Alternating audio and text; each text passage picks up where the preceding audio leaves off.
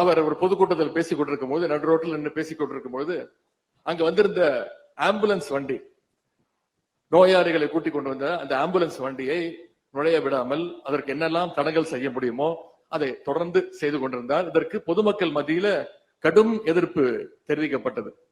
எதிர்கட்சி தலைவர்களுக்கு நான் தெரிவித்துக் கொள்வது, நீங்கள் இன்றைக்கு ஆம்புலன்ஸ் வண்டிகளை எல்லாம் நிப்பாட்ட முயற்சி செய்து கொண்டிருக்கிறீர்கள். ஆனால் உங்களுக்கு ஒன்று புரியவில்லை. உங்களுடைய கட்சியே, உங்களுடைய இயக்கமே விரைவில் ஆம்புலன்ஸ் வண்டியில போகக்கூடிய நிலைமை தமிழ்நாட்டு மக்கள் ஏற்படுத்துவார்கள்.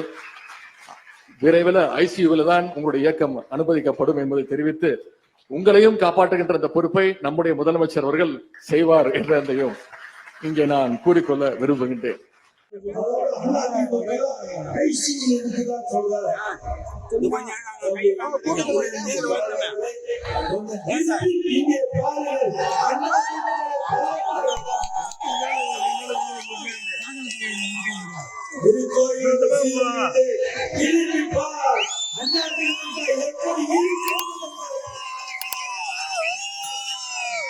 கவனத்தோடு பேசுங்க.